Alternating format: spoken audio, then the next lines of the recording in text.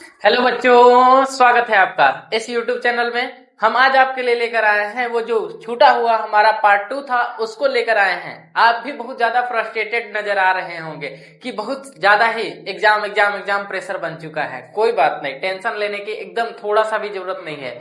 आपने फिजिक्स और मैथ का पेपर देकर बहुत अच्छा फील कर रहे होंगे कि दोनों के दोनों हार्ड जितने भी टॉपिक्स हैं सारे के सारे हट चुके हैं। अब सिर्फ आपको बायोलॉजी, इंग्लिश और केमिस्ट्री का ही एग्जाम देना है। बायोलॉजी के लिए तो हम आपको 100% कह रहे हैं कि आप हमारा लेक्चर देखिए, आपको जरूर इसमें से सवाल आपको देखने के लिए मिलेंगे। आज हम आपको पार्ट 2 लेकर आए हैं। पार्ट 1 में तो थोड़ा सा ही मसाला था, थोड़ा सा ही आपको मिला है कंटेंट, लेकिन जो पार्ट 2 है इसमें भर भर के आपको कंटेंट देखने के लिए मिलेगा, भर भर के सवाल देखने के लिए मिलेंगे। और हम देरी नहीं करेंगे, आज शुरू करते हैं आपका पार्ट 2 का पहला क्वेश्चन, जो कि आपके स्क्रीन पर 26वां, क्योंकि 25 सवाल पहले कर चुके हैं, यहाँ पर 25 सवाल और हैं। और साथ ही साथ हम आपको एक सरप्राइज, बहुत ज्यादा वीवीआई टॉपिक्स आपके लिए लेकर आए हैं कि आपको पढ़ना क्या है आज और कल सुबह तक पढ़ लेना होगा, ताकि आप एग्जाम देने जा रहे होंगे तो आपको पूरा का पूरा फीलिंग आ रहा होगा कि हाँ, हमने कुछ पढ़ाई की है। आइए हम शुरुआत करते हैं 26वें नंबर सवाल पे। क्या बोला जा रहा है यहाँ पर आपके सामने कि उत्परिवर्तन किसको बोलते हैं, म्यूटेशन क्या है, म्यूटेशन किसको कहते हैं,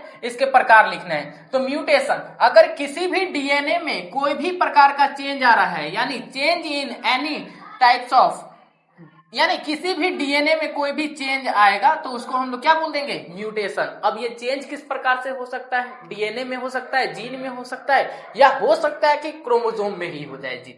अब बोला जा रहा है सबसे पहला यहाँ पर म्यूटेशन के टाइप की अगर बात करें तो सबसे पहला आता है फ्रेम शिफ्ट म्यूटेशन। इसमें क्या होगा फ्रेम शिफ्ट म्यूटेशन में कि आप जो डीएनए का सीक्वेंस था उसको पढ़िए, आपको पता ही नहीं चलेगा। ये बोला जाता है फ्रेम शिफ्ट म्यूटेशन में कि उसका जो भी फ्रेम था, पढ़ने का तरीका था, वो चेंज नहीं होता है, लेकिन यहाँ पर म्यूटेशन देखने के लिए आपको मिलने वाला है। दूसरा म्यूटेशन में क्या होता है कि या तो आप कुछ भी चीज ऐड करवा सकते हैं, जैसे हमने एक सीक्वेंस लिया, इस प्रकार से हमारा सीक्वेंस था और एटीजीसी का सीक्वेंस हमने मान लिया, इस प्रकार से एटीजीसी का सीक्वेंस था और एटीजीसी के सीक्वेंस में हमने बोल दिया कि कुछ चीज आप ऐड करवा रहे हैं, जैसे हमने ऐड ही करवा दिया, तो जो नया सीक्वेंस होगा वो चेंज हो जाएगा। और इसी प्रकार के चेंज को हम लोग बोल देते हैं इंसर्शन म्यूटेशन, यानी आपने कुछ भी चीज ऐड किया है, ऐड का मतलब इंसर्ट किया है, तो उसको बोलते हैं इंसर्शन म्यूटेशन। तीसरा, अगर हम इसमें से किसी को भी डिलीट कर देते हैं तो डिलीशन हो जाएगा, यानी उस समय हम उस टाइप के म्यूटेशन को बोल देते हैं डिलीशन म्यूटेशन, याद रखिएगा। और अब अंतिम में आता है आपका सब्स्टिट्यूशन में मतलब कि सब्स्टिट्यूट बैठा रहे हैं, यानी कहने का अर्थ है कि आपने जी को हटाकर कोई और चीज बैठा दिया, सी बैठा दिया, ए बैठा दिया, टी बैठा दिया, तो उस टाइप के म्यूटेशन को हम लोग बोल देते हैं सब्स्टिट्यूशन। इसमें भी दो प्रकार के होते हैं, अगर प्यूरिन को प्यूरिन की जगह पर बैठाइएगा तो ट्रांजिशन, और प्यूरिन को पिरिमिडिन की जगह पर बैठाइएगा तो ट्रांसवर्सन म्यूटेशन। याद रखिएगा, ये टाइप्स ऑफ म्यूटेशन आपको देखने के लिए मिल रहे होंगे। उसके बाद ये तो अभी तक जो भी आपने पढ़ा डीएनए में हुआ, उसके बाद या फिर बात करें जीन म्यूटेशन हुआ, उसके बाद क्रोमोसोम में भी इधर उधर हम लोग हेर फेर कर सकते हैं, तो हो जाएगा क्रोमोसोमल म्यूटेशन। बस इतना ही। इसमें आगे बढ़ते हैं 27 नंबर सवाल पे। इसके आगे म्यूटेशन के आगे आपका 27 नंबर सवाल बोला जा रहा है मानव जीनोम परियोजना, यानी जिसको हम लोग बोलते हैं इंग्लिश में ह्यूमन जीनोम प्रोजेक्ट। क्या है इसके उद्देश्य लिखने हैं। सबसे पहले ह्यूमन जीनोम प्रोजेक्ट, जिसको हम एचजीपी बोलते थे, ह्यूमन जीनोम प्रोजेक्ट क्या है उसके बारे में पढ़ लेते हैं जी। आप लोग अगर पढ़े होंगे मॉलिक्यूलर बेसिस ऑफ इनहेरिटेंस तो आपको पता चल रहा होगा कि हमने इसकी बात कर चुके हैं मॉलिक्यूलर बेसिस ऑफ इनहेरिटेंस में कि जो एचजीपी था इसकी शुरुआत 1900 ईस्वी में की गई थी, और 1900 ईस्वी के शुरू करने के बाद ये 2013 में अंत हो जाना चाहिए था, लेकिन इसको 3 साल का डिले, यानी 3 साल का देरी होता है, इसलिए 2013 गलती से 3 होगा यहाँ पे, यानी ओनली 13 साल का समय लगा है। 10 साल इधर 2000 तक और 3 साल इधर, 13 साल का समय लगना चाहिए था, लेकिन ये गलती से यहां पर, हाँ अब देखिए 2006 तक ला, यानी कि 2006 तक का ये सफर रहा है इन लोग का कि 2006 में जाकर ये ह्यूमन जीनोम प्रोजेक्ट खत्म हुआ है। यानी कि आप बोल सकते हैं कि 13 साल का समय लगा है, लेकिन 3 साल डिले हो चुका है, इसलिए 2006 में पहुंचा है। अब उसके बाद बोला जा रहा है इसमें सबसे पहले चालू किया गया है यूएस के द्वारा, उसके बाद बहुत सारे अलग अलग देश, अलग अलग प्रकार के देश, चाइना आ गया, जापान आ गया, रसिया आ गया, इंडिया, या मतलब अलग अलग प्रकार से सारे देश आ चुके हैं। अब इसमें बोला जा रहा है कि इन्होंने ये जो ह्यूमन जीनोम प्रोजेक्ट है इसमें डीएनए सीक्वेंसिंग को पढ़ाई किया गया है।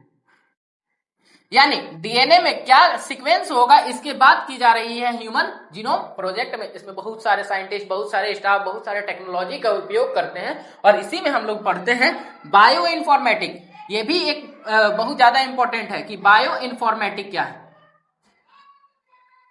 ये एक साइंस है जिसमें हम लोग ह्यूमन जीनोम प्रोजेक्ट को पढ़ते हैं। याद रखिएगा, जितना भी जो भी हमारा डीएनए है, जीन है, उसके बारे में अगर आपको स्टडी करना होगा तो आप बायो इन्फॉर्मेटिक्स की सहायता से कर सकते हैं। अब बोला जा रहा है कि इसके महत्व क्या है, यानी उद्देश्य क्या है या फिर क्यों किया गया था।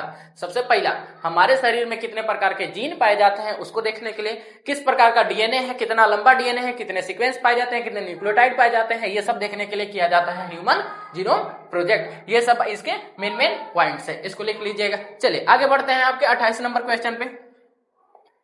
अब 28 नंबर क्वेश्चन बोला जा रहा है डार्विन का प्राकृतिक चयन सिद्धांत समझाइए, या इसी को हम इंग्लिश में बात करें तो बोला जा रहा है आपके सामने explain Darwin's theory of natural selection. यानी डार्विन, जिनका नाम है पूरा नाम चार्ल्स डार्विन, याद रखिएगा चार्ल्स डार्विन नाम के एक साइंटिस्ट हैं।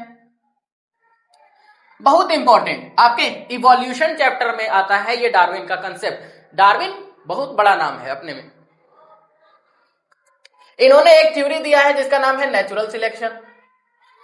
अब ये नेचुरल सिलेक्शन क्यों है, नाम से ही पता चल रहा है नेचर सिलेक्ट कर रहा है। अब ये इनका कहने का अर्थ है कि अगर नेचर के अनुसार आप रहने में फिट हैं तो आप रहिएगा, वरना लुप्त हो जाइएगा, खत्म हो जाइएगा, यानी इंस्टिक्ट हो जाइएगा। ये बोलते हैं डार्विन। डार्विन का कहना है कि अगर आप नेचर में फिट करते हैं, यानी इन्होंने एक बात बोली है फिटनेस।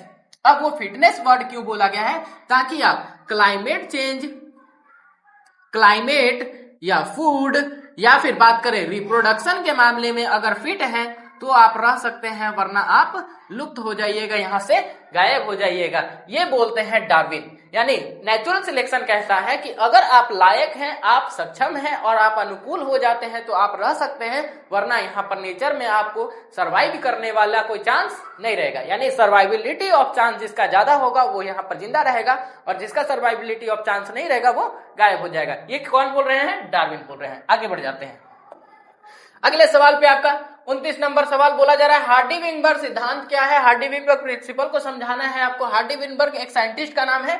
अब यहां पर आता है कि म्यूटेशन, जो भी हमने पढ़ा था म्यूटेशन। अब देखिए एक चीज आप याद रखिएगा कि म्यूटेशन और इवोल्यूशन में थोड़ा सा अंतर होता है। म्यूटेशन अगर किसी भी इंसान या किसी भी एक जीव में चेंज हो रहा है, थोड़ा सा चेंज हो रहा है, तो हम उसको म्यूटेशन बोल देते हैं। लेकिन वही पूरे पॉपुलेशन में, पूरी जनसंख्या में, जैसे आपके गांव में एक इंसान है, आप अगर आप में चेंज होता है तो कोई दिक्कत नहीं है, लेकिन आपके पूरे समाज में एकाएक चेंज हो जाएगा तो वो कहलाएगा इवोल्यूशन। यानी आप ये कह सकते हैं बहुत मोटा म्यूटेशन इवोल्यूशन कहलाता है। यानी एक बहुत बड़ा म्यूटेशन इवोल्यूशन का रूप धारण लेता है। अब इन्होंने ही बोला कि जो हमारा पूरा का पूरा पॉपुलेशन होगा, इस एक पॉपुलेशन में जितने भी जीन होंगे सब कांस्टेंट होंगे, और उनका जो सीक्वेंस होगा वो होता है इस प्रकार से P प्लस क्यू का whole square is equal to 1। यानी इनका कहने का अर्थ है कि हम इसको एक के बराबर मान के चलते हैं। और ये किस प्रकार से है सुनिएगा। इन्होंने बोला कि हम मान लेते हैं कि कोई P पॉपुलेशन है और Q पॉपुलेशन है। इनका इस प्रकार से जब हम देखेंगे तो ये P स्क्वायर और इसको 2PQ प्लस क्यू स्क्वायर, इस प्रकार से इन्होंने बोला कि ये जितना भी आएगा 1 के बराबर आएगा। अगर 1 से इधर उधर होता है तो वो पॉपुलेशन में इवोल्यूशन हो चुका है, चेंज हो चुका है। यानी उसका जो जीन है, जीनोम है, वो चेंज हो चुका है। अगर जीनोम ही चेंज हो चुका है तो उसमें म्यूटेशन आ चुका है, और अगर म्यूटेशन पूरे पॉपुलेशन में आ चुका है तो इवोल्यूशन। याद रखिएगा हार्डी-विनबर्ग प्रिंसिपल क्या है, P प्लस क्यू का whole square is equal to 1। यानी हमेशा 1 के बराबर ही आएगा, कभी भी इसके ना तो कम हो सकता है ना तो ज्यादा हो सकता है। अगर कम या ज्यादा हुआ तो वो चेंज हो गया इवोल्यूशन। ठीक है, डन है। आगे बढ़ जाते हैं अगले सवाल पे।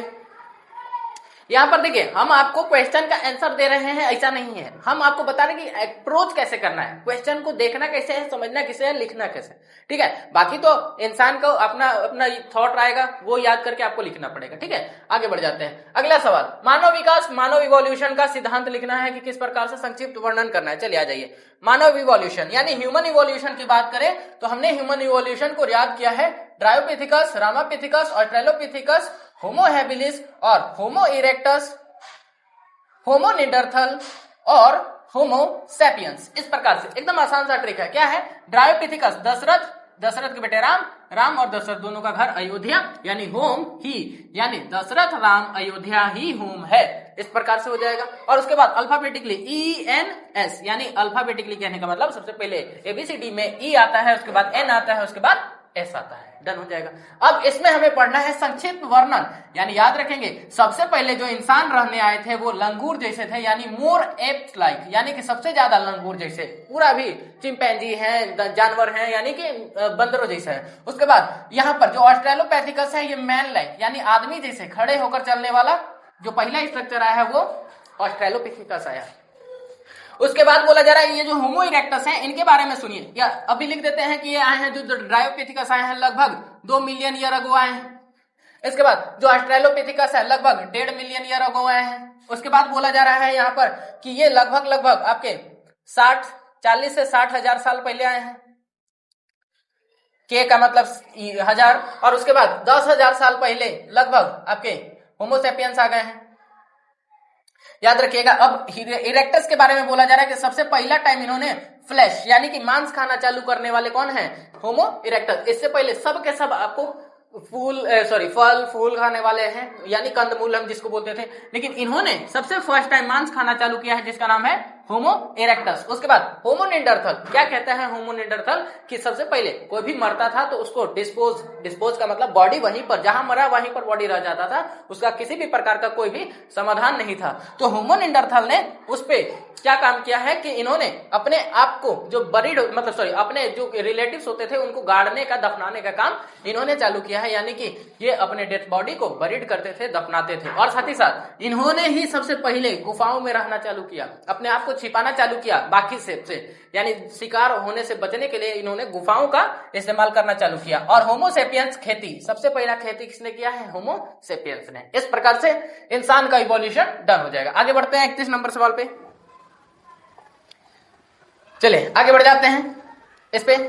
अगला आपका सवाल है, चलिए ध्यान दीजिएगा इधर।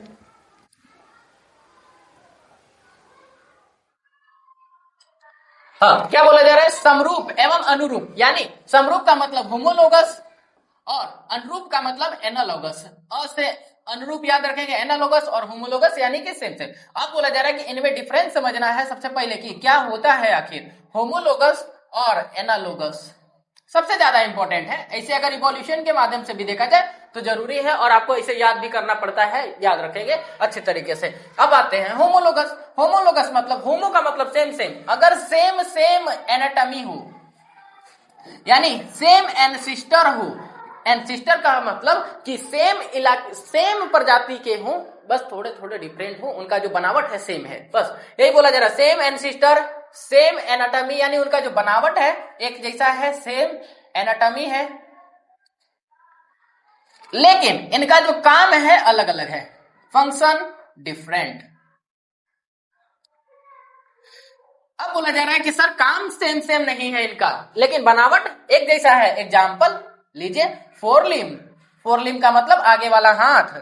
फोरलिम ऑफ मैन एंड चीता, यानी अगर हम किसी चीता की बात करें, बाघ की बात करें, तेंदुए की बात करें, तो उनका जो आगे वाला जो पैर होता है और हमारा जो ये दोनों हाथ है, इसमें भी 30 हड्डी, इसमें भी 30 हड्डी, उनके भी 30 हड्डी है। बनावट एक जैसा है लेकिन काम अलग अलग है। इंसान किसी भी चीज को उठाने के लिए अपने हाथ का प्रयोग करता है, लेकिन चीता भागने के लिए प्रयोग करता है। यानी कि यहाँ पर फोरलिम ऑफ मैन एंड चीता हो जाएगा आपका होमोलोगस ऑर्गन। अब एनालोगस में सीधी सी बात, जैसा यहाँ आया है इसका जस्ट विपरीत, यानी कि यहाँ पर डिफरेंट एनेसिस्टर आने वाले हैं, यानी कि डिफरेंट एनाटॉमी आ जाएगा,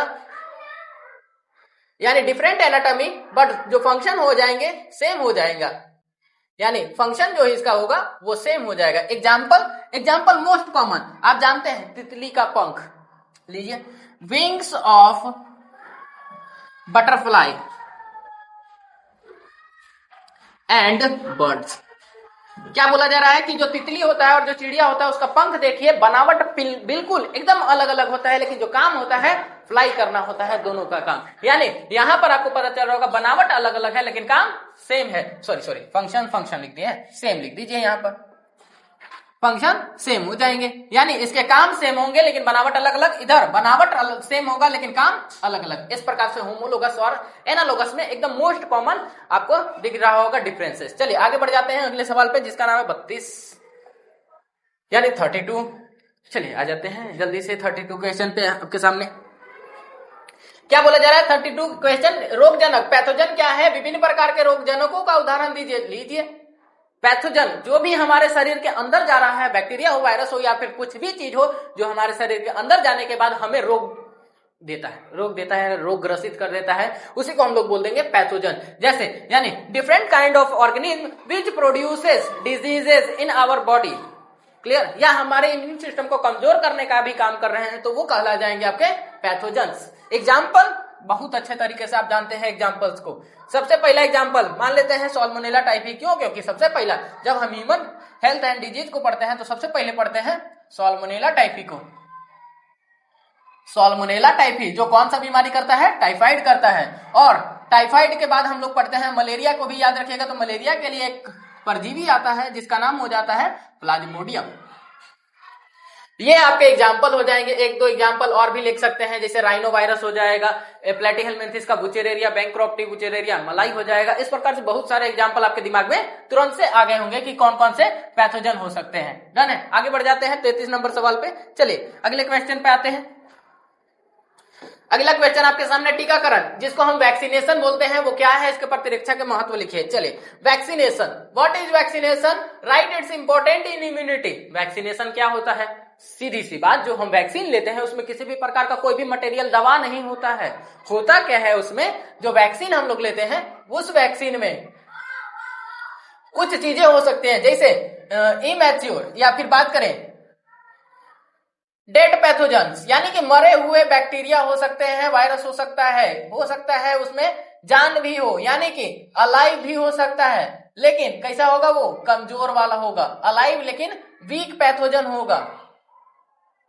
और क्या हो सकता है? प्रोटीन हो सकता है, यानी हम प्रोटीन को भी इंजेक्ट कर सकते हैं अपने शरीर में। होता क्या है, इन सब को हमने इंजेक्ट किया और उसके मदद से हमारे शरीर में बैक्टीरिया पहुंचा, लेकिन वो है कमजोर वाला बैक्टीरिया या वायरस। तो उसके लिए हमारा शरीर बनाएगा इम्यून सिस्टम, और इम्यून सिस्टम उस बैक्टीरिया या वायरस को मार के खत्म करने का कार्य करता है। इसी को हम लोग बोल देते थे वैक्सीनेशन, यानी इम्यूनाइजेशन, इम्यून सिस्टम बढ़ रहा है, इसी को बोलते हैं vaccination. Right, its importance in immunity.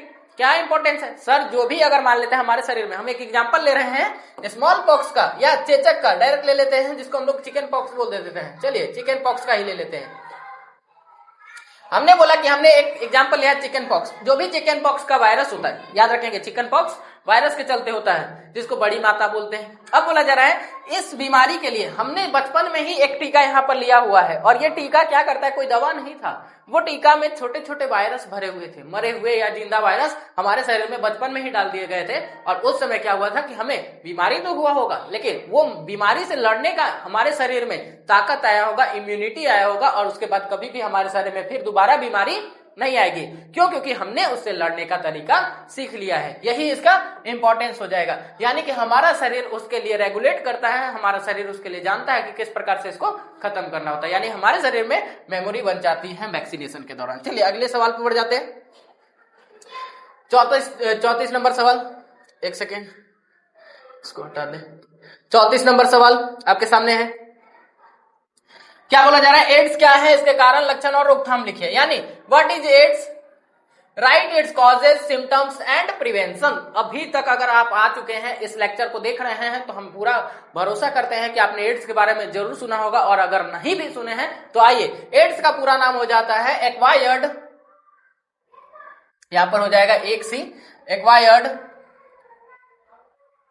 Acquired immuno deficiency second deficiency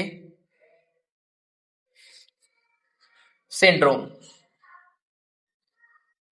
जो कि एचआईवी नाम के वायरस से होता है, यानी ह्यूमन इम्यूनो डेफिशिएंसी वायरस। याद रखेंगे, ह्यूमन इम्यूनो डेफिशिएंसी वायरस नाम के वायरस के चलते होता है। अब होता क्या है, इसमें नाम से ही पता चल रहा है कि इसमें एक्वायर्ड इम्यून सिस्टम कमजोर हो जाएगा। एक्वायर्ड इम्यून सिस्टम किसको बोलते हैं? जो हम जीवन भर में अर्जित करते हैं, यानी जन्म लेने के बाद जितना भी आपको बीमारी हुआ होगा और उस बीमारी से लड़ने का जो तरीका आपके शरीर ने सीखा होगा, उसी को हम बोलते हैं एक्वायर्ड इम्यून सिस्टम। और इसको कम करने वाला वायरस होता है एचआईवी। कम कैसे करेगा? तो देखिए, जैसे ही कोई पैथोजन आएगा हमारे शरीर में, मान लिया ये जो बैक्टीरिया है, ये बैक्टीरिया हमारे बॉडी में आया, अब जैसे ही आएगा तो इसको मारने के लिए हमारा सेल डब्ल्यूबीसी जाएगा, और इस डब्ल्यूबीसी के पास कुछ सेल्स होते हैं, याद रखेंगे, बी सेल और टी सेल। अब ये टी सेल और बी सेल दोनों जाएगा इस पैथोजन को मारने। बी सेल बनाएगा एंटीबॉडी और इसको मारने का काम करेगा, और इसमें मदद करेगा टी सेल। लेकिन जो एचआईवी वायरस होता है, ये एचआईवी वायरस आकर सबसे पहले टी सेल को ही खत्म कर देता है। यानी कि एचआईवी वायरस का टारगेट कौन होता है? टी सेल होता है। अगर टी सेल नहीं रहेगा तो क्या हेल्प कर पाएगा बी सेल का? नहीं। तो बी सेल रहेगा ही नहीं, किसके लिए? एंटीबॉडी के लिए। यानी कि यहाँ पर हमारा जो इम्यून सिस्टम होगा कमजोर हो जाता है, और इसी चलते हमें बहुत सारा बीमारियां होता है। और याद रखेंगे, एड्स का जो इंक्यूबेशन पीरियड है, यानी होने का जो समय अंतराल है, वो लगभग 5 साल से 10 साल है। यानी 5 साल से 10 साल के बाद आपको पता चलेगा कि हमें एड्स हो चुका है। और इसके कॉजेज क्या है, कारण क्या है? सबसे पहला कारण है बॉडी फ्लूइड का कांटेक्ट होना। वो किसी भी रूप में अगर बॉडी फ्लूइड का कांटेक्ट हो रहा है तो उस इंसान को एड्स हो सकता है। जैसे मल्टीपल सेक्स पार्टनर्स हो सकते हैं, या फिर ब्लड ट्रांसफ्यूजन हो सकता है, या शेविंग क्रीम या शेविंग ब्लेड से भी हो सकता है। ये सब आपके हो जाएंगे कारण। उसके बाद लक्षण क्या है? लक्षण में सबसे पहले तो उसको फीवर होगा, उसका शरीर एकदम कमजोर होने लगेगा, उसको एनीमिया भी हो सकता है, यानी बहुत सारी बीमारियां यहाँ पर आने लग जाएंगी एक ही साथ। उसके बाद रोकथाम जो कारण है, इसमें नोट लगा देना है। जैसे ब्लड ट्रांसफ्यूजन के चलते हो रहा था, ब्लड ट्रांसफ्यूजन नहीं करेंगे तो ये रोकथाम हो जाएगा।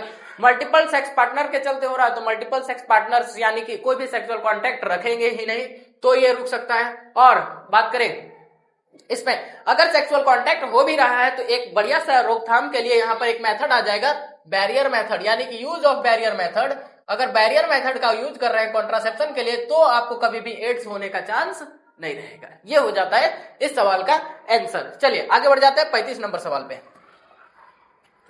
आपके सामने दिया हुआ है आंसर, क्वेश्चन 35 नंबर सवाल है। क्या बोला जा रहा है? नशीली दवाइयां एवं मद्यपान, ड्रग्स एंड एल्कोहल अब्यूज के दुष्परिणाम को लिखे। चलिए भाई आ जाइए, दुष्प्रभाव को लिखते हैं कि अल्कोहल या ड्रग एब्यूज क्या होता है। सबसे पहला तो ड्रग का मतलब दवाई होता है। नॉर्मली अगर देखा जाए तो ड्रग का मतलब दवा होता है, लेकिन अगर आप उसी ड्रग का, आप किसी भी चीज का अगर ज्यादा सेवन कर रहे हैं, केमिकल्स हो या फिर मेडिसिन ही हो, अगर उसका ज्यादा उपयोग कर रहे हैं तो आपको उसका लत लग जाएगा, और उसी को बोलते हैं यहाँ पर ड्रग एब्यूज।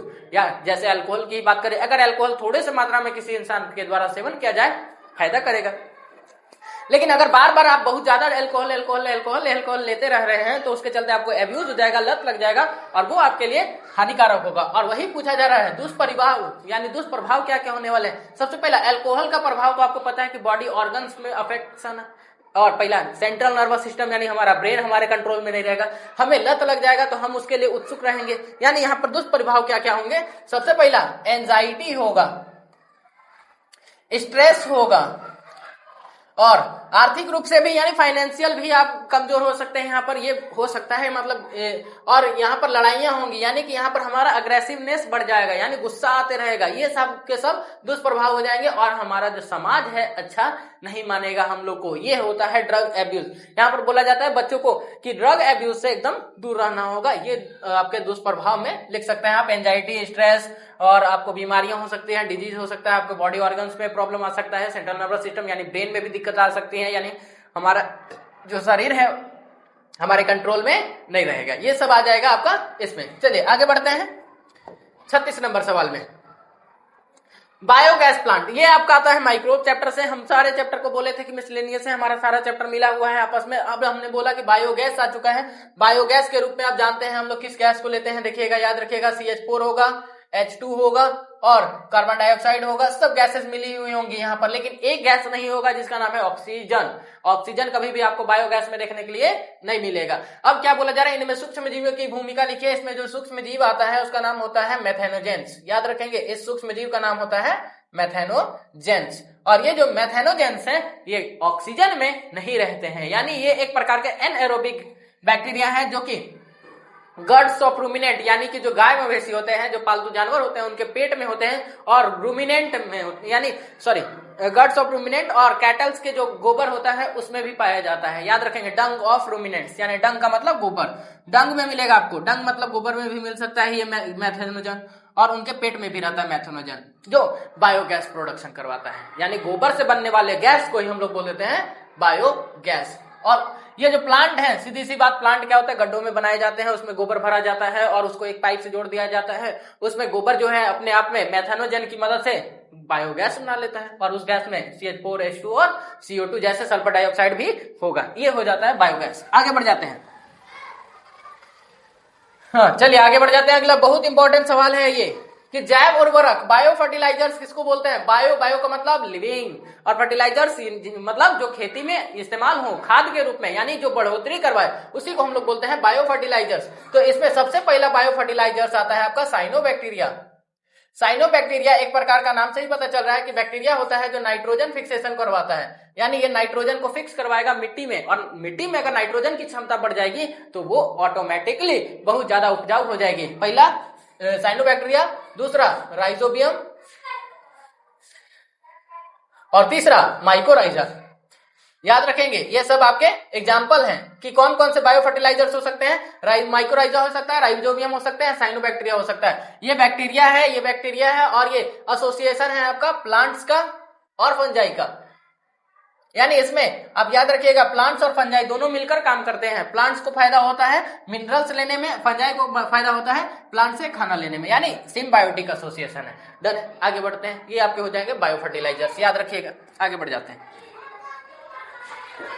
यहां पर आता है जेनेटिक इंजीनियरिंग क्या है, उस उदाहरण दीजिए। बहुत अच्छा सवाल, बहुत ज्यादा आप याद रखिएगा। आपके जो चैप्टर्स है, सबसे ज्यादा चैप्टर आपका आता है जेनेटिक्स का, सबसे ज्यादा आपको इंपॉर्टेंट चैप्टर है।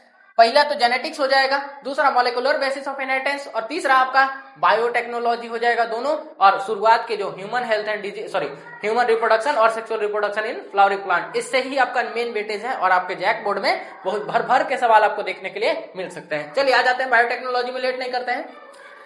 जेनेटिक इंजीनियरिंग क्या है, चलिए।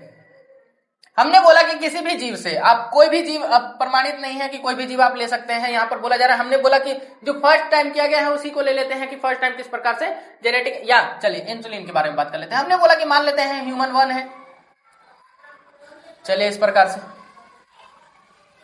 ह्यूमन 1 है, और मान लेते हैं एक बैक्टीरिया है इस प्रकार से, या बैक्टीरिया को मत ही लीजिए, दूसरे को ही ले लीजिए, ह्यूमन 2 को ही ले लीजिए, ह्यूमन 2 है। हमने बोला कि मान लेते हैं ह्यूमन 1 है जो इसके पास डीएनए है, और इस ह्यूमन 2 के पास डीएनए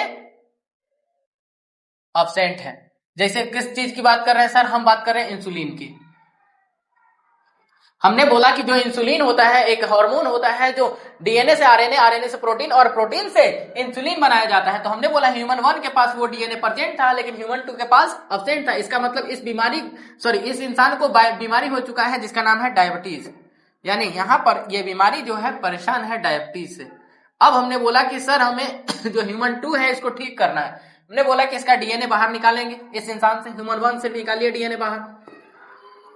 अब ह्यूमन 2 में लेके जाना है, लगाना है, यानी कि आप इस प्रकार से इंजेक्ट तो नहीं कर सकते हैं। तो हमने बोला कि सर एक किसी भी जीव का इस्तेमाल करिए, और जीव को उठाइए और उसके अंदर आप इस डीएनए को भर दीजिए। जैसे ये छोटा जीव हो सकता है, बैक्टीरिया हो सकता है, या वायरस हो सकता है। इसकी मदद से आप क्लोनिंग वेक्टर, इसको क्लोनिंग वेक्टर बोलते हैं, इस वेक्टर की मदद से इसमें लेके जाइए और इसमें बीमारी करवा दीजिए। बीमारी करवाने का मतलब कि ये बैक्टीरिया उसके अंदर जाएगा और ये डीएनए को उसके अंदर भर देगा। अब बताइए, इसके अंदर भी प्रेजेंट हो गया, और अब आराम से ये डीएनए से आरएनए बना लेगा। और आरएनए से प्रोटीन बना लेगा और प्रोटीन से आराम से ये बना सकता होगा इंसुलिन। यानी आप ये सीखे कि हम किसी भी जेनेटिक इंजीनियरिंग, नाम से ही पता चल रहा है, देखिए तो जीन इंजीनियरिंग, यानी अगर हम जेनेटिक मॉडिफिकेशन कर रहे हैं किसी भी जीव में तो उसी को हम लोग बोलते हैं जेनेटिक इंजीनियरिंग। यानी आप डीएनए या आरएनए या फिर जीन में चेंज करते हैं वो कहलाता है जेनेटिक इंजीनियरिंग, जो कि किसी भी इंसान के लिए महत्वपूर्ण हो। एग्जाम्पल क्या हो जाएगा, उदाहरण आपका insulin, formation of insulin in another humans, ये हो जाएगा आपका सवाल का आंसर। चलिए आ जाइए, क्या सवाल बोला जा रहा है, 39 नंबर सवाल बोला जा रहा है आपके सामने कि क्लोनिंग, क्लोनिंग क्या है, इसके प्रकार लिखना है, यानी gene cloning, animal cloning, plant cloning. देखिए क्लोनिंग का मतलब होता है मतलब एक से बहुत सारा बनाना, यही बोला जा रहा है जीन क्लोनिंग में। यानी हमारे पास मान लेते हैं एक डीएनए था और इस डीएनए को हमने किसी भी जीव में भरा और बहुत सारा डीएनए बना लिया तो उसको ही हम लोग बोल देंगे जीन क्लोनिंग। यानी हमने मान लिया इसका एक एग्जांपल पीसीआर की मदद से हम किसी भी एक डीएनए को बिलियन ऑफ डीएनए में बना सकते हैं। एनिमल क्लोनिंग, हमने बोला कि एनिमल क्लोनिंग के लिए आप लेते हैं रेट्रोवायरस को। अब आपको हम ये बता रहे हैं कि रेट्रोवायरस किस प्रकार से इंसान में मदद करते हैं। इसको हटा देते हैं, चलिए आ जाइए एनिमल क्लोनिंग समझते हैं। हमने बोला रेट्रोवायरस, जैसे हमने बोला कि ह्यूमन 1 है और ह्यूमन 1 से अभी जैसे हमने बोला था कि हमें एक डीएनए निकालना था तो हमने ह्यूमन 2 में फिट करना है। हमने बोला इसमें से डीएनए निकालिए और ये रेट्रोवायरस में भर दीजिए। रेट्रोवायरस हम उसको बोलते हैं या एचआईवी बोल सकते हैं, रेट्रोवायरस जिसमें आरएनए जेनेटिक मटेरियल होता है। हमने बोला इसमें डीएनए भर दिया, अब ये डीएनए या ये एचआईवी जाएगा ह्यूमन 2 को इन्फेक्ट करने, और जब ये इन्फेक्ट करेगा तो ये एचआईवी का काम होता है अपना जेनेटिक मटेरियल इस इंसान को देना। तो अपना जेनेटिक मटेरियल में हमने तो इस इंसान का भी तो जेनेटिक मटेरियल ऐड कर दिया था, यानी अब ये ह्यूमन 1 का डीएनए ह्यूमन 2 के पास पहुंच जाएगा, यही कहलाता है क्लोनिंग। इस प्रकार से बहुत सारा डीएनए इस इंसान के शरीर में पहुंच जाएगा। सेम प्रोसेस प्लांट क्लोनिंग भी होगा और इसमें होता है टीआई प्लाज्मिड, याद रखेंगे यहां पर ट्यूमर बनाने वाला प्लाज्मिड जिसको हम लोग बोलते हैं टीआई प्लाज्मिड। क्लियर है। एग्रोबैक्टीरियम ट्यूमिनिफेसियंस बैक्टीरिया यहां पर काम होता है, और इंसान के शरीर में एचआईवी, जीन क्लोनिंग, पीसीआर। चलिए आगे बढ़ जाते हैं अगले सवाल पे। आपका 40 नंबर सवाल क्या बोला जा रहा है, देखिए आ गया फिर से। पीसीआर पूरा नाम होता है पॉलीमरेज चेन रिएक्शन, आप इसको वीवीआई मान सकते हैं, बहुत ज्यादा वीवीआई है। अगर आ गया तो 5 नंबर का आपका पूरा का पूरा 5 नंबर देकर जाएगा पीसीआर, याद रखेंगे पीसीआर को। आइए पीसीआर के कुछ आपके स्टेप्स हो जाएंगे। पहला स्टेप बोला जा रहा है कि पीसीआर क्यों किया जाता है। सबसे पहला एक डीएनए से बहुत सारा डीएनए बनाने के लिए इसलिए किया जाता है। इसको हम एक और नाम से एम्प्लीफिकेशन भी बोलते हैं। अगर एम्प्लीफिकेशन वर्ड भी आता है तो घबराइएगा थोड़ा सा भी नहीं। अब आते हैं कि क्या क्या स्टेप है। सबसे पहला डीनेचुरेशन। डीनेचुरेशन जो किया जाता है ये 94 से 96 डिग्री सेल्सियस तक। उसके बाद दूसरा जो प्रोसेस है उसको बोलते हैं एनिलिंग। एनिलिंग प्रोसेस जो कि 72 डिग्री सेल्सियस पर हो जाएगा। तीसरा जो प्रोसेस है आपका हो जाएगा एक्सटेंशन जो किया जाएगा ये लगभग 40 डिग्री सॉरी उल्टा हो गया, यहां पर 40 डिग्री सेल्सियस, बीच में 40 डिग्री सेल्सियस आ जाएगा और यहां पर 72 डिग्री सेल्सियस आ जाएगा। हमने बोला कि इस प्रकार से ये 3 स्टेप में कंप्लीट होगा। इसको अब डिटेल में समझते हैं। आइए थोड़ा सा समय जरूर लेंगे हम, क्योंकि ये इंपॉर्टेंट टॉपिक है, चैप्टर है, या फिर बात करें इंपॉर्टेंट सवाल है। अब आ जाइए, सबसे पहला हमने बोला डीनेचुरेशन में क्या होगा। हमने मान लिया कि ये डीएनए था, इस प्रकार से जो हमारा जो फॉरेन डीएनए है, या फिर बात करें जो भी डीएनए था 5 प्राइम से 3 प्राइम और 3 प्राइम से 5 प्राइम की ओर, तो हमने बोला कि इस पे आइए, इसको सबसे पहले हमने डीनेचुरेट किया। डीनेचुरेट का मतलब गर्म किया। कितना डिग्री सेल्सियस पे? 94 डिग्री सेल्सियस पे, या बात करें 96 डिग्री सेल्सियस पे। जैसे ही हमने इसको गर्म किया ये टूटना चालू हो गया, दोनों स्ट्रैंड अलग अलग हो जाएंगे। नॉर्मली तो ये हेलिकेज की मदद से होता था, लेकिन यहाँ पर हमने जबरदस्ती करवाया है तो ये दोनों अलग अलग हो जाएंगे। यानी इस प्रकार से अलग अलग होकर अलग अलग बना दीजिए। 5 प्राइम से 3 प्राइम, 3 प्राइम से 5 प्राइम। यानी आपको पता चल रहा होगा कि डीनेचुरेशन में पहला स्टेप में क्या हुआ है, दोनों डीएनए का स्ट्रैंड अलग अलग हो चुके हैं। उसके बाद यहाँ पर दूसरा प्रोसेस चलेगा जिसका नाम होगा एनिलिंग, जो कि 40 डिग्री सेल्सियस पे चलेगा। इसमें क्या होगा हम पहले से जानते हैं, डीएनए रेप्लिकेशन हमने पढ़ा हुआ है। अगर नहीं पढ़ा हुआ है तो आप हमारे यूट्यूब चैनल में जाकर देखिए, आपको डीएनए रेप्लिकेशन का वीडियो जरूर दिखेगा। अब हमने बोला कि यहाँ पर क्या होगा 3 प्राइम एंड पर, यानी कि ये जो है इसका 3 प्राइम, लेकिन इधर से 5 प्राइम से आरएनए जुड़ेगा। आरएनए पॉलीमरेज, यानी जो आरएनए का छोटा सा सीक्वेंस बनाएगा, इधर भी जोड़ दीजिए। आरएनए पॉलीमरेज, और ये आरएनए का छोटा सा सीक्वेंस बनाएगा, एनिलिंग हो गया कंप्लीट कि आरएनए पॉलीमरेज जुड़ेगा दोनों साइड 5 प्राइम एंड पर जुड़ गया। उसके बाद तीसरे स्टेप में हमने बोला कि सर यहां पर क्या होगा कि यहां पर जो आपका आरएनए बना हुआ था, RNA 5 prime 3 prime 5 prime sorry इधर 3 प्राइम हो जाएगा, 3 प्राइम 5 प्राइम। हमने बोला यहां पर सबसे पहले आरएनए इधर सॉरी इधर से ना, चलिए थोड़ा इधर से आरएनए बनना चालू हुआ, इधर से आरएनए बनना चालू हुआ। उसके बाद बोला जा रहा है कि ये डीएनए पॉलीमरेज आकर लगेगा और उस डीएनए अब आइए क्या बोला जा रहा है यहाँ पर, एक डीएनए पॉलीमरेज आएगा जिसका नाम होगा डीएनए पॉलीमरेज, और वो स्पेशल टाइप का होता है जिसका नाम होता है tag polymerase, DNA tag polymerase. यानी यहां पर आप लिखेंगे डीएनए का भी पॉलीमरेज आता है जिसका नाम होता है टैग पॉलीमरेज। चलिए बना दीजिए इधर से टैग पॉलीमरेज, डीएनए पॉलीमरेज जो कि लिया जाता है थर्मस एक्वाटिकस पूरा नाम होता है, और ये 72 डिग्री सेल्सियस पर भी काम करता है, इसलिए इसको लिया जाता है। बहुत ज्यादा फेमस सवाल है जैक का कि आखिर हमने डैग पॉलीमरेज को ही क्यों लिया, डीएनए पॉलीमरेज 3 जो इंसानों में अक्सर काम करता है वो क्यों नहीं लिया जा रहा है। तो डीएनए टैग पॉलीमरेज इसलिए लिया जा रहा है क्योंकि इसके पास क्षमता होता है 72 डिग्री सेल्सियस में भी काम करने का। अब ये आराम से इस प्रकार से डीएनए बना लेगा। अब हमें पता है कि सर हमारे पास एक डीएनए से 2 डीएनए बनकर रेडी हो चुका है, इस प्रकार से बना दीजिए। हमने बोला कि हमारे पास 2 डीएनए आ चुके हैं लगभग। अब इसको ही सेम चीज को हम 30 बार करेंगे, 30 बार 1 2 30, यानी 30 टाइम जैसे ही आप करिएगा तो 30 टाइम में आपके पास 1 बिलियन ऑफ डीएनए आकर बनकर तैयार हो जाएगा। क्यों? क्योंकि 1 से बना 2, 2 से 4, 4 से 8, 8 से 16, 16 से 32, इस प्रकार से 30 बार आप मल्टीप्लाई करके देखिए आपको 1 बिलियन डीएनए बनकर रेडी हो जाएगा। ये होता है आपका पॉलीमरेज चेन रिएक्शन, और ये जो प्रोसेस लास्ट प्रोसेस होता है इसको ही हम लोग बोलते हैं एक्सटेंशन, जो कि 72 डिग्री सेल्सियस पर काम करता है। ये यहाँ पर आपका कंप्लीट होता है पीसीआर, याद रखेंगे, बहुत ज्यादा इंपॉर्टेंट है। आगे बढ़ते हैं 41 नंबर सवाल पे। अगला, जैव प्रौद्योगिकी के सामाजिक और नैतिक पहलुओं पर चर्चा कीजिए। ये भी इंपॉर्टेंट सवाल है, तर्क करने वाला बात है। क्या बोला जा रहा है कि discuss the social and ethical aspect of biotechnology. Biotechnology में आपने अभी तक जो भी पढ़ाई की होगी उसमें एक ही चीज देखा होगा कि हम किसी भी दूसरे शरीर से कुछ भी मटेरियल निकालकर किसी दूसरे शरीर में लगा रहे हैं और उसमें कोई चेंज आ जा रहा है, उसी को हम लोग बोलते हैं बायोटेक्नोलॉजी। यानी लिविंग के शरीर पर अगर कोई टेक्नोलॉजी किया जाता है तो वो होता है बायोटेक्नोलॉजी।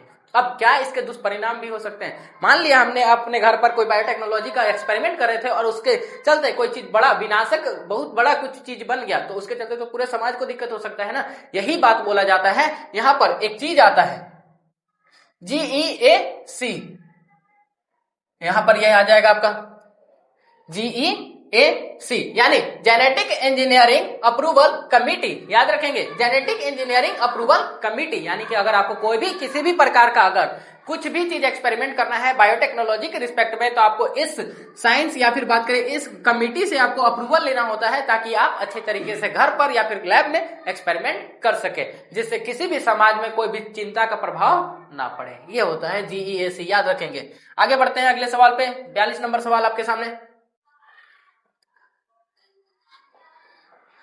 चलिए, क्या बोला जा रहा है, जनसंख्या वृद्धि वक्र यानी ग्राफ के बारे में बोला जा रहा है। पॉपुलेशन ग्रोथ के प्रकार लिखिए, कौन कौन से प्रकार होते हैं। एक्सपोनेंशियल। चलिए आ जाते हैं आंसर पर ही डायरेक्ट। ये है आपका आंसर यहाँ पर बनने वाला कि हमने बोला ये है n और ये है टाइम, यानी टाइम के साथ पॉपुलेशन बढ़ते जा रहा है, ये बोला जा रहा है ग्राफ के दौरान। तो एक टाइम होगा कि ये एक ग्राफ इस प्रकार से बनता है, इसी को हम लोग बोलते हैं एक्सपोनेंशियल ग्रोथ,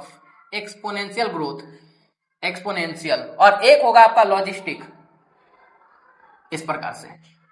हमने बोला कि अगर मान लेते हैं हमारे पृथ्वी पर अनलिमिटेड रिसोर्सेज होते तो हमारा जो पॉपुलेशन होता बढ़ते जाता, कभी रुकता ही नहीं। लेकिन क्या पृथ्वी पर, इंडिया में ही सोच लीजिए, क्या खाना लिमिटेड है या नहीं, जमीन लिमिटेड है या नहीं, यानी हमारा जो फूड है या फिर बात करें नेचुरल रिसोर्सेज है लिमिटेड है, तो उसके चलते हमारा पॉपुलेशन सिर्फ बढ़ नहीं सकता, उसको एक समय के बाद सीमा में आना पड़ेगा। यही बोला जाता है, इसीलिए इसको बोलते हैं लॉजिस्टिक, यानी लॉजिक के अनुसार ये सही है, लॉजिस्टिक ग्रोथ कर्व। इसी को बोलते हैं एस शेप्ड और इसको बोल देते हैं जे शेप्ड, याद रखिएगा।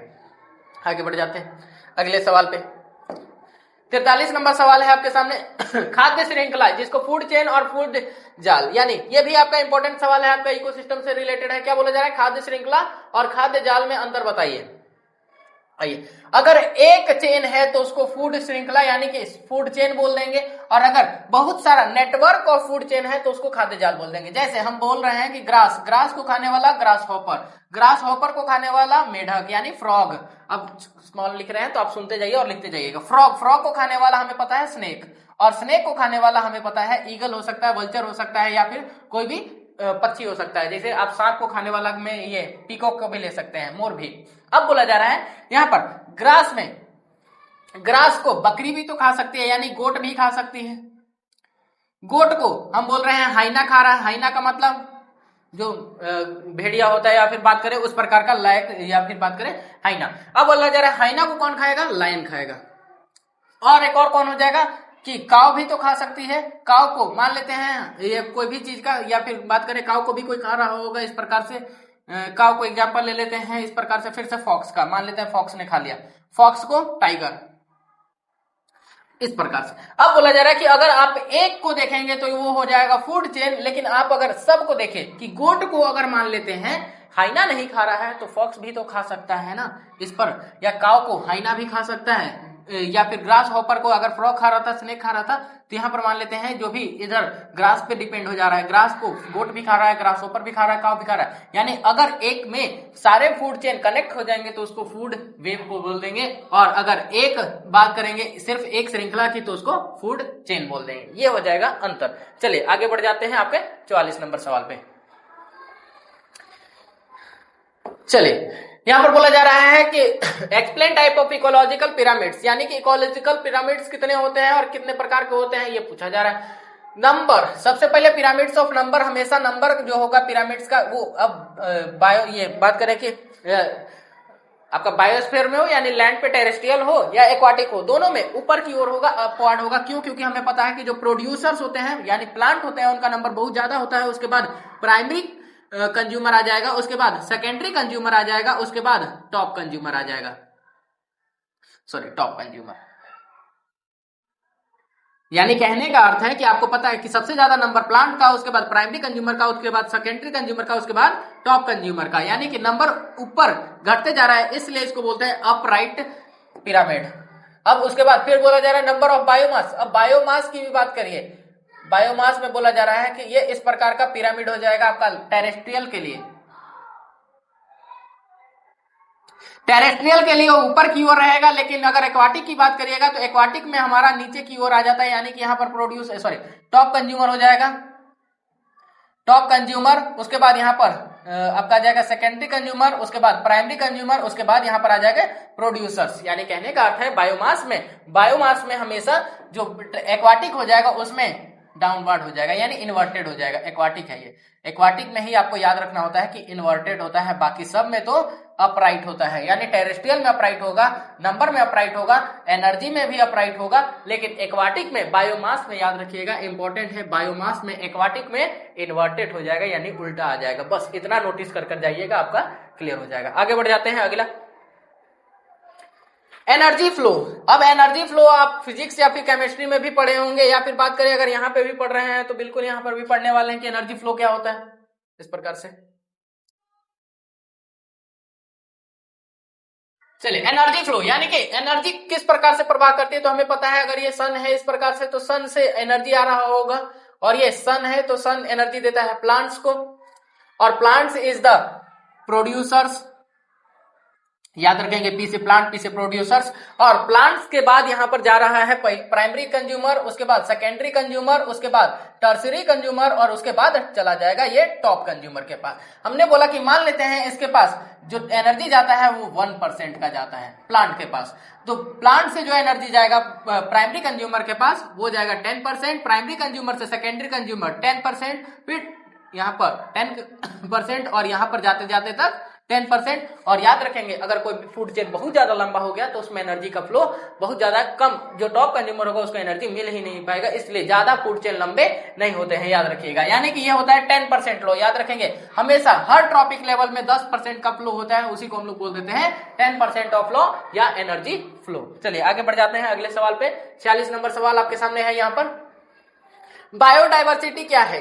डाइवर्सिटी का मतलब विस्तार, जैव का मतलब लिविंग, यानी बहुत सारे लिविंग ऑर्गेनिज्म हैं और अलग अलग प्रजातियां हैं, अलग अलग जीव पाए जाते हैं, उसी को हम लोग बोल देते हैं बायोडाइवर्सिटी। आप हिंदी में भी लिख सकते हैं आराम से कि अगर एक ही जगह पर या फिर बात करें पूरे विश्व में या फिर पूरे धरातल पर जितना भी अलग अलग प्रकार के जीव पाए जाते हैं, जैवों का विविधता, उसी को हम लोग बोलते हैं जैव विविधता। जीवों में विविधताएं पाई जाती हैं, जैसे इंसान, टाइगर, बाघ, तेंदुआ, लायन, यानी ये सब लायन तो वही हो गया शेर। अब बोला जा रहा है बायोडाइवर्सिटी क्या है, इसके महत्व लिखे। सबसे पहले आप तो समझ गए कि लिविंग में जो भी विभिन्नता आएंगी, different kind of organism found in, यानी फ्लोरा और फौना में जो भी डिफरेंशिएट यानी डिफरेंट टाइप ऑफ पाया जाएगा वही होगा जैव विविधता। अब बोला जा रहा है इसके महत्व क्या है, क्यों जरूरी है। पहला बात सुंदरता, दूसरा बात हम लोग हैं उस पर डिपेंडेंट, नेचुरल रिसोर्सेज पर हम इंसान कि बिना जीवों पर निर्भर रहे हुए रह ही नहीं सकते, यानी हम इंसान डिपेंडेंट हैं जैव विविधता पे। और सुंदरता हो ही गया, नेशनल उद्यान क्यों बनाए जाते हैं, ताकि बाहर से लोग आए और उसमें देखने का पैसा दें, यानी कि मनी दें, यानी कि हमें मुद्रा फायदा होता है, इसमें मुद्रा मिलता है, ये हो जाएगा आपका फायदा। आगे बढ़ते हैं अगले सवाल पे। हाँ, ये आपका इंपॉर्टेंट है बायोडाइवर्सिटी के रिस्पेक्ट में कि कंजर्वेशन किस प्रकार से होता है, और इसमें कुछ कुछ कंजर्वेशन आपको लिया हुआ है। पहला तो इन सीटू का मतलब होता है कि उनको उन्हीं के घर में, यानी उनका जहां पर भी रहन स्थान है, यानी उनके हैबिटाट को आप कंजर्व कर दे रहे हैं, बचा दे रहे हैं सरकारी माध्यम से, उसको बोलते हैं इन सीटू नेशनल पार्क, यानी कि in situ conservation. National park सबसे पहला है नेशनल पार्क। नेशनल पार्क जीवों के लिए बनाया जाता है, जो भी लिविंग है उनको वहीं पर कंजर्व कर दिया जाएगा, वो कहलाता है नेशनल पार्क। उसके बाद सेंचुरीज में यहाँ पर बोला जाएगा कि जो सेंचुरीज होते हैं उसी प्रकार से होते हैं, लेकिन थोड़ा सा हटके कि नेशनल पार्क में तो कोई भी मान लेते हैं कि परमिट से जा सकता है, और इसमें सेंचुरीज में थोड़ा सा अलग आ जाता है। इसी प्रकार का सेंचुरीज तो अभी बहुत कम पूछा जाता है, नेशनल पार्क आपका ज्यादा पूछा जाएगा। उसके बाद आपको पूछा जाएगा सेक्रेड ग्रुप्स, यहाँ पर सेक्रेड ग्रुप्स पूछा जाएगा, और उसके बाद एक और पूछा जाएगा जिसका नाम होता है हॉटस्पॉट। हॉटस्पॉट पूछा जाएगा आपसे, याद रखिएगा हॉटस्पॉट के बारे में याद रखिएगा, हो सकता है कि ये आ जाए या नेशनल पार्क आ जाए। नेशनल पार्क याद रखिएगा, 2-3 का एग्जांपल भी याद रखिएगा, जैसे काजीरंगा नेशनल पार्क हो जाएगा, और बेतला नेशनल पार्क तो सबको जाते हैं झारखंड में है। उसके बाद आप एक और नेशनल पार्क का नाम याद रखिए, क्योलाडो नेशनल पार्क, जो कि भरतपुर राजस्थान में है। इतना 3 नाम आपको याद रहना होगा। जूस, यानी कि जीवों को बाहर से निकालकर अपने जहां पर लाना। देखिए जब वहीं उनके घर में किए तो इन सीटू लेकिन उनको बाहर निकालकर अगर हम ला रहे हैं तो वो हो जाएगा एक्स सीटू। जू यानी कि जिसमें चिड़ियाघर बोलते हैं, जहां पर बहुत सारे जानवर अलग अलग प्रकार के पाए जाते हैं, वो हो जाएगा जू। बोटानिकल गार्डन प्लांट्स के लिए आता है। सीड बैंक, यानी सीड को रखा जाएगा यहाँ पर कि किसी भी प्रकार के अन्य प्रकार के सीडों को लाकर और जमा रखते हैं तो उसको बोलते हैं सीड बैंक। चलिए आगे बढ़ जाते हैं। 48 नंबर सवाल आपके सामने बोला जा रहा है जैव विविधता हॉटस्पॉट। जैसे कि अभी हमने तुरंत बोला था कि जैव विविधता में हॉटस्पॉट आपको पढ़ना है कि हॉटस्पॉट क्या है, और उसमें आपको उदाहरण भी देना है। अब बोला जा रहा है कि हॉटस्पॉट हम किसको बोलते हैं, अगर एक ही लिमिटेड एरिया में, बहुत छोटे से स्मॉल एरिया में बहुत सारे जीव पाए जाते हैं और अलग अलग प्रकार के प्रजातियां पाई जाती हैं, तो हम उसको बोलते हैं हॉटस्पॉट। और याद रखिएगा हमारे भारत में 3 हॉटस्पॉट है। पहला आ जाएगा हिमालयन, यानी हिमालयन एरिया में। दूसरा आ जाएगा आपका इंडो बर्मा हॉटस्पॉट, और तीसरा आपका आ जाएगा वेस्टर्न घाट, यानी जो वेस्टर्न घाट में है वो आपका आ जाएगा। ये आप तीनों याद रखिएगा, वेस्टर्न घाट हॉटस्पॉट, इंडो बर्मा हॉटस्पॉट और हिमालयन हॉटस्पॉट। ये तीनों हॉटस्पॉट आते हैं। उदाहरण भी आपके सामने दिए हुए हैं कि एक छोटे से स्मॉल एरिया में बहुत ज्यादा प्रजातियां जो लुप्त होने वाली हैं और उनमें बहुत ज्यादा खतरा पाया जाता है, इंडेंजर्ड स्पीसीज, उसको ही हम लोग बोलते हैं हॉटस्पॉट। चलिए आगे बढ़ जाते हैं 49 नंबर सवाल पे। अब यहाँ पर देखिए जो 49 नंबर सवाल है और जो 50 नंबर सवाल है वो डायग्राम बेसिस है। ये तो आपको बनाना होगा कि मानव नर प्रजनन तंत्र, यानी कि यहाँ पर बोला जा रहा है कि मेल रिप्रोडक्टिव सिस्टम, आप एक बार देख लीजिएगा किस प्रकार से बनाया जाता है, कहाँ टिस्टीज होते हैं, कहाँ पर बात डिफरेंस होता है, वासा प्रेंसिया, क्या क्या चीजें होती है, सब आप एक बार एनसीईआरटी में देख लीजिएगा। अब आते हैं उसी प्रकार से 50 नंबर सवाल भी आपके सामने दिया हुआ है। कि आपको याद रखना होगा फीमेल रिप्रोडक्टिव सिस्टम किस प्रकार से होता है। फीमेल रिप्रोडक्टिव सिस्टम के साथ अगर आप एक और काम कर सकते हैं तो याद रखिएगा एग, जिसको हम लोग ओवम बोलते हैं, ओवम का भी स्ट्रक्चर याद रखिएगा, बहुत बार पूछा जाता है, और स्पर्म का भी स्ट्रक्चर याद रखिएगा, इससे भी सवाल पूछा जाएगा। ओवम का स्ट्रक्चर, स्पर्म का स्ट्रक्चर याद रखिएगा, एक बार देख लीजिएगा अपने नोट कॉपी में। चलिए अब आपके सामने जो हमने बोला था कि आपके लिए हम सरप्राइज लेकर आए हैं, लास्ट में हमने बोला था कि बहुत सारे इंपॉर्टेंट टॉपिक्स जो आपके सवाल यानी कि आपके एग्जाम में उसी से सवाल बन सकता है ये बोलने वाले हैं। आ जाइए उसको दिखाते हैं आपके सामने।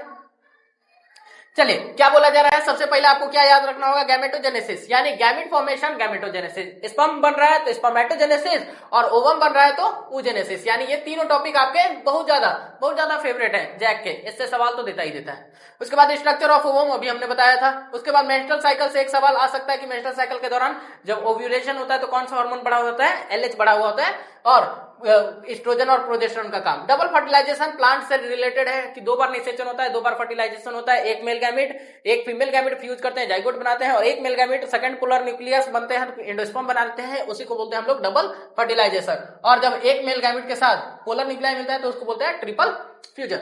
एम्ब्रायो सैक आपको पता है 7 सेल्ड 8 न्यूक्लियस, यानी कि ये वाला स्ट्रक्चर हो जाएगा, 3 सेल इधर हो जाएंगे, 2 सेल इधर हो जाएंगे, 1 सेल इधर आ जाएगा बीच में, यानी 3 3 6 और 1 7 सेल, यानी 7 सेल का जो स्ट्रक्चर होता है इसी को हम लोग बोलते थे यहाँ पर एम्ब्रायो सैक। ये वाला स्ट्रक्चर आप देख लेंगे, ये माइक्रोपाइल ये चलेगा। प्लासेंटा का काम, और प्लासेंटा एक एंडोक्राइन होता है यानी हार्मोन निकलता है इसलिए इसको एंडोक्राइन बोलते हैं, ये याद रखिएगा, प्लासेंटा को हम लोग एंडोक्राइन ग्लैंड बोलते हैं। Parturition delivery of baby is called parturition. Human reproductive health यानी कि ह्यूमन रिप्रोडक्टिव हेल्थ में आपको याद रखना होगा कि ह्यूमन किस प्रकार से रिप्रोडक्टिव हेल्थ किसको बोलते हैं, तो आदमी को स्वस्थ रहना होगा, उसके दिमागी मानसिक संतुलन सब चीज ठीक होना चाहिए, सोशल ठीक होना चाहिए, और साथ ही साथ उसको रिप्रोडक्टिवली हेल्थ होना चाहिए, तब जाके हम उसको रिप्रोडक्टिव हेल्थ बोलते हैं। सेक्सुअली ट्रांसमिटेड डिजीजेस जिसमें आपको याद रखना होगा एड्स और गोनोरिया, एड्स आ जाएगा, गोनोरिया आ जाएगा, हेपेटाइटिस बी आ जाएगा, ये तीनों चारों याद रखना है। कॉन्ट्रासेप्टिव में आपको सारे मेथड याद आने चाहिए। नेचुरल में तीनों मेथड आ जाएंगे, विड्रॉल आ जाएगा, सॉरी विड्रॉल मेथड आ जाएगा, रिदम मेथड आ जाएगा, और लैक्टेशनल एमेनोरिया आ जाएगा। और आर्टिफिशियल में आपका सबसे पहला आ जाएगा बैरियर मेथड, उसके बाद आईयूडी आ जाएगा, आईयूडी के बाद केमिकल मेथड आ जाएगा, इंजेक्शन आ जाएगा, कॉन्ट्रासेप्टिव पिल्स आ जाएगा, उसके बाद आपका इम्प्लांट्स आ जाएगा, नूर प्लांट, ये सब आ जाएगा। उसके बाद आपको एमटीपी यानी मेडिकल टर्मिनेशन ऑफ प्रेगनेंसी बहुत ज्यादा इंपॉर्टेंट है, इसको भी एक बार देख लीजिएगा जरूर एग्जाम में जाने से पहले। और उसके बाद स्टेरिलाइजेशन का वैसेक्टमी मेल में, ट्यूबेक्टमी फीमेल में, याद रखिएगा ये भी आ जाएगा। ये देखिए वैसेक्टमी ट्यूबेक्टमी हो जाएगा। आगे बढ़ते हैं, अगले जो इंपॉर्टेंट टॉपिक्स हैं उस पे। अब आता है जेनेटिक्स में क्या क्या इंपॉर्टेंट है, मेंडल लॉ ऑफ एक्सपेरिमेंट, यानी कि जो मेंडल ने लॉ दिए हैं, कौन कौन से लॉ दिए हैं, law of dominant, law of segregation, independent assortment, तीनों को एक एक बार पढ़ लीजिएगा। उसके बाद मेंडेलियन लॉज यही दिया हुआ है। टेस्ट क्रॉस याद रखिएगा, एक कभी भी हम लोग हेट्रोजाइगस पेयर में और होमोजाइगस रिसेसिव में जब क्रॉस करवाते हैं तो उसको बोल देते हैं test cross. Incomplete dominance snapdragon, codominance blood group, याद रखिएगा इसका। लिंकेज का मतलब अगर एक ही क्रोमोसोम पर 2 जीन प्रेजेंट है तो वो आपस में लिंक्ड होते हैं, उसी को बोला गया है मॉर्गन के द्वारा लिंकेज। और रिकम्बिनेशन यानी कि उनमें क्रॉसिंग ओवर होता है तो recombination. Sex determination in humans, x है तो लड़की है, एक्स वाई है तो लड़का है, ये इस प्रकार का जो सेक्स डिटर्मिनेशन होता है इंसानों में। जेनेटिक डिसऑर्डर में याद रखना होगा डाउन सिंड्रोम, यानी कि एक क्रोमोसोम बढ़ जाता है, यानी इसमें 47 क्रोमोसोम हो जाते हैं। लाइन फिल्टर सिंड्रोम, इसमें भी आपका 47 हो जाएगा। और टर्नर सिंड्रोम याद रखिएगा, उसमें 45 हो जाता है। हार्डी-विनबर्ग प्रिंसिपल यानी P+Q का whole square is equal to 1 हो जाएगा, ये होता है हार्डी-विनबर्ग प्रिंसिपल। होमोलोगस और एनालोगस अभी तुरंत बता चुके हैं। कनेक्टिंग लिंक्स यानी कि आर्क्योपेट्रिक्स की बात किया जाता है। आर्क्योपेट्रिक्स यानी कि जिसमें बर्ड के भी कैरेक्टर होंगे और रेप्टाइल्स के भी कैरेक्टर हो जाएंगे, ये हो जाएगा आपको आर्क्योपेट्रिक्स। ह्यूमन इवोल्यूशन अभी तुरंत हम बता चुके हैं, डार्विन थ्योरी भी बता चुके हैं कि ह्यूमन इवोल्यूशन किस प्रकार से किया जाता है। आगे बढ़ते हैं, अगला जो है स्ट्रक्चर ऑफ डीएनए, आपको पता है कि 2 हेलिकल्स हो जाएंगे, 5 प्राइम से 3 प्राइम, 5 प्राइम से 3 प्राइम, यानी वाटसन और क्रिक ने दिया था, ये याद रखेंगे। और यहाँ पर बोला जा रहा है कि एक 5 प्राइम से 3 प्राइम और 3 प्राइम से 5 प्राइम पर जलता है, और दोनों के बीच में हाइड्रोजन बॉन्ड होता है, ए के साथ टी जुड़ता है, जी के साथ सी जुड़ता है। अगर इतना भी बात जो हम बोले जा रहे हैं वो भी सुनते जाते हैं तो आपके एग्जाम में धड़ाधड़ क्वेश्चन बनना चालू हो जाएंगे। न्यूक्लियोटाइड में 3 चीजें होती हैं, शुगर होता है, नाइट्रोजन बेस होता है और फॉस्फेट होता है। और हम याद रखेंगे शुगर के साथ जब नाइट्रोजनस बेस जुड़ता है तो एन ग्लाइकोसिडिक बॉन्ड से जुड़ता है, और जब फॉस्फेट ग्रुप जुड़ता है नाइट्रोजनस बेस के साथ तो यहाँ पर एस्टर बॉन्ड लगता है, और जब न्यूक्लियोटाइड को जोड़ते हैं तो वहां पर फॉस्फोडाइस्टर बॉन्ड आ जाता है, याद रखेंगे इस चीज को। उसके बाद डीएनए रेप्लिकेशन याद रखेंगे कि डीएनए सबसे पहले एक साथ ऐसे रहता है, अलग होता है, अलग होने के बाद यहाँ पर एक लीडिंग हो जाएगा, एक लैगिंग हो जाएगा, एक की तरफ नॉर्मली डीएनए बनता जाएगा और एक की तरफ रुक रुक के बनता है, रुक रुक के बनने की तरफ तरफ हो जाएगा लैगिंग। याद रखेंगे। डिफरेंशिएट, डीएनए डबल हेलिकल होता है, आरएनए सिंगल स्ट्रैंडेड होता है। डीएनए स्टेबल होता है, आरएनए रिएक्टिव होता है यानी कि लेस स्टेबल होता है। ट्रांसक्रिप्शन यानी कि डीएनए से आरएनए बनना ट्रांसक्रिप्शन और आरएनए से प्रोटीन बनना ट्रांसलेशन। म्यूटेशन यानी कि अगर किसी भी प्रकार का डीएनए या फिर आरएनए में या फिर जीनोम में कोई भी चेंज होता है तो वो म्यूटेशन हो जाएगा। ह्यूमन जीनोम प्रोजेक्ट यानी कि ह्यूमन का जो जीनोम है, जो भी जेनेटिक मटेरियल है डीएनए, उसके सीक्वेंस को पढ़ना जिस प्रोसेस में किया जाता है उसको बोलते हैं ह्यूमन जीनोम प्रोजेक्ट। यानी रिकॉम्बिनेंट डीएनए, अभी तुरंत हमने बताया था कि अगर किसी भी डीएनए में अगर आप कोई और डीएनए जोड़ रहे हैं तो वो कहला जाएगा recombinant DNA technology. Genetic engineering, अगर जेनेटिक मटेरियल में कोई भी मॉडिफिकेशन हो रहा है और उसके चलते ह्यूमन या फिर किसी भी जीव में कोई भी सुधार किया जा रहा है तो वो हो जाएगा जेनेटिक इंजीनियरिंग। यहाँ पर एक चीज याद रखिएगा, ट्रांसजेनिक एनिमल्स, ये बहुत बार पूछा जाता है कि ट्रांसजेनिक एनिमल्स किसको बोलते हैं, तो याद रखेंगे जिसमें भी हम जीन ट्रांसफर करते हैं और मॉडिफिकेशन करते हैं उसको बोलते हैं ट्रांसजेनिक या जेनेटिकली मॉडिफाइड ऑर्गेनिज्म। इसमें सबसे पहला काव बार बार पूछा जाता है जिसका नाम होता है रोजी।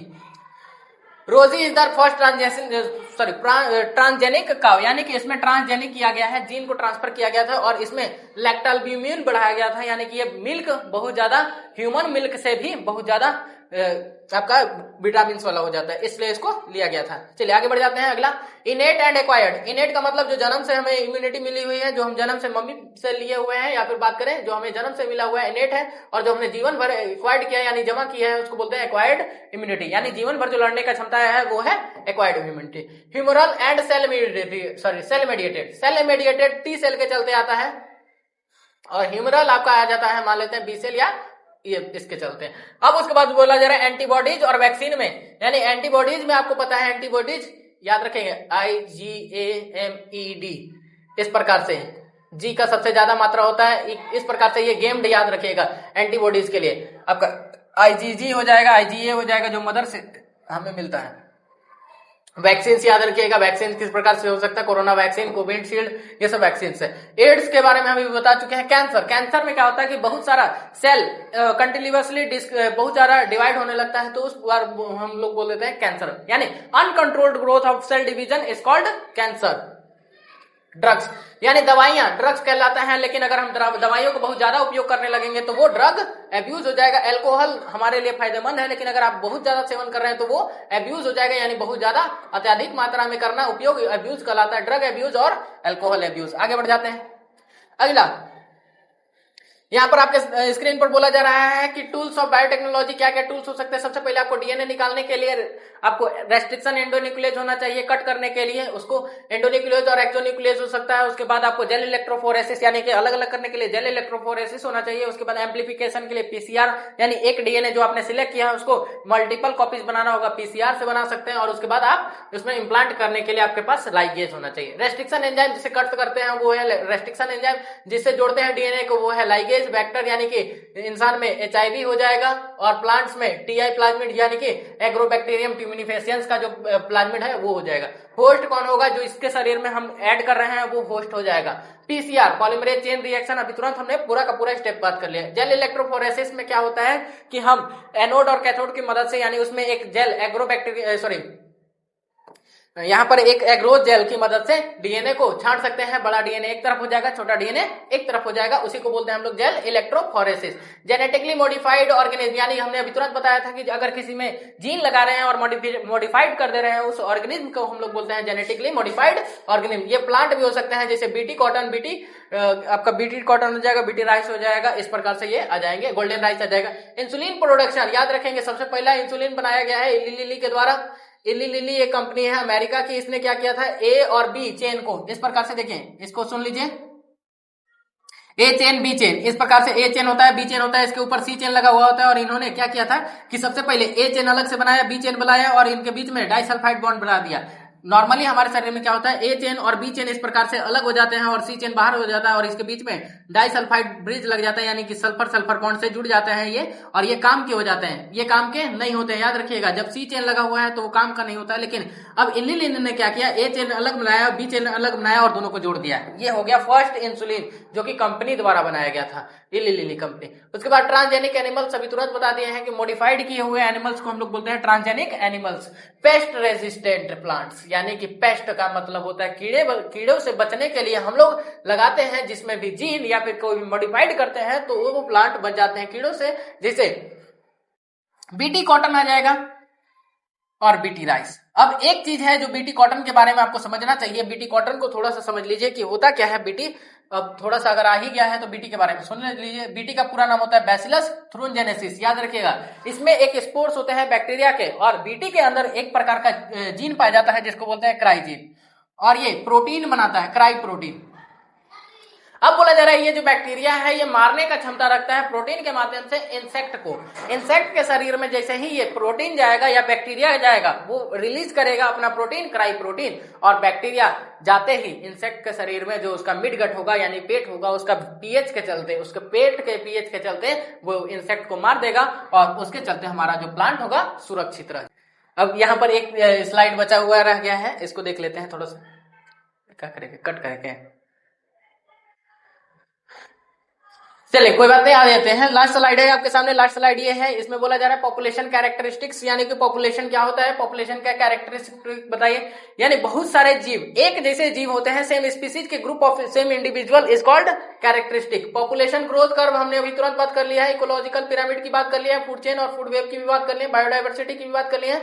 बायोमैग्निफिकेशन की मतलब यहाँ पर बोला जा रहा है कि बहुत सारा जीव एक साथ मिलकर जब रहते हैं तो बायोमैग्निफिकेशन। इकोलॉजिकल सक्सेशन, ये जो इकोलॉजिकल सक्सेशन है इसमें समझिए कि आज क्या बोला जा रहा है कि आज हो सकता है कि कोई मरुस्थल है, उसमें धीरे धीरे धीरे धीरे अगर चेंज होगा, लगातार रूप से पानी गिरता रहेगा तो वो जंगल में भी कन्वर्ट हो सकता है, और अगर कोई जंगल है उसमें अगर लगातार रूप से सूखा पड़ रहा है तो वो मरुस्थल में भी कन्वर्ट हो सकता है। उसको हम लोग बोलते हैं सक्सेशन, यानी थोड़ा थोड़ा चेंज होना। एयर वाटर पॉल्यूशन, ये आपका ये चैप्टर है आपका एनवायरमेंटल इशू उससे आ रहा है, तो हो सकता है कि आपके एनसीईआरटी में ना आए, लेकिन सुन लीजिए। एयर पॉल्यूशन धूल कण के चलते होता है। वाटर पॉल्यूशन, जो हम पानी के पॉल्यूशन की बात करते हैं, ये सबसे ज्यादा पॉल्यूशन बात करें डस्ट मटेरियल से तो होता ही है, लेकिन एक जीव है जिसका नाम होता है साइनोबैक्टीरिया, उसके चलते होता है, और उसको हम लोग बोलते हैं अल्गल ब्लूम। याद रखिएगा, साइनोबैक्टीरिया के चलते अगर हो रहा है तो algal Bloom.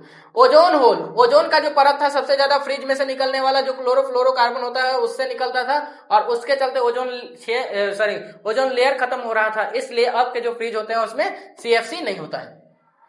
Green house effect, बहुत बच्चे पूछते हैं कि सर ग्रीन हाउस इफेक्ट क्या है। तो अगर ग्लोबल वार्मिंग बढ़ रहा है तो उस समय एक ऐसा एरिया होना चाहिए जहां पर ऑक्सीजन की मात्रा ज्यादा हो और कार्बन डाइऑक्साइड की मात्रा कम हो, उसी को हम लोग बोलते हैं ग्रीन हाउस इफेक्ट। जैसे हमारा ये जो ओजोन है यही तो हमें देता है ग्रीन हाउस इफेक्ट, कि ओजोन का परत है उधर से कार्बन, या फिर बात करें ग्लोबल वार्मिंग बढ़ने नहीं दे रहा है, और अगर ये ओजोन का परत खत्म होता है तो हमारे यहाँ पर ग्लोबल वार्मिंग बढ़ जाएगा। ग्लोबल वार्मिंग हम बता चुके हैं कि कार्बन डाइऑक्साइड बढ़ जाएगा, बहुत ज्यादा गर्मी हो जाएगा, उस समय जितना भी आइस है सब पिघलना चालू हो जाएगा और बहुत ज्यादा गर्मी बढ़ जाएगा। इन सीटू हम बता चुके हैं, अगर किसी भी जीव को उनके ही घर पर सुरक्षित करते हैं तो इन सीटू हो जाएगा। एक्स सीटू अगर जीवों को बाहर निकालकर सुरक्षित करते हैं तो एक्स सीटू कंजर्वेशन हो जाएगा। चलिए यहां पर आपका finally end of the slide, यानी कि अब यहां पर खत्म हो जाता है। ठीक है, अब आपका ये जो पूरा का पूरा लेक्चर है दोनों पार्ट में खत्म हो चुका है, और अब आप अपने बायोलॉजी के लिए पूरा तैयार हो चुके हैं। हम यही मानते हैं अगर आपने किसी ने भी एकदम से पढ़ाई नहीं किया होगा तो भी आप पासिंग मार्क्स तो ला ही सकते हैं।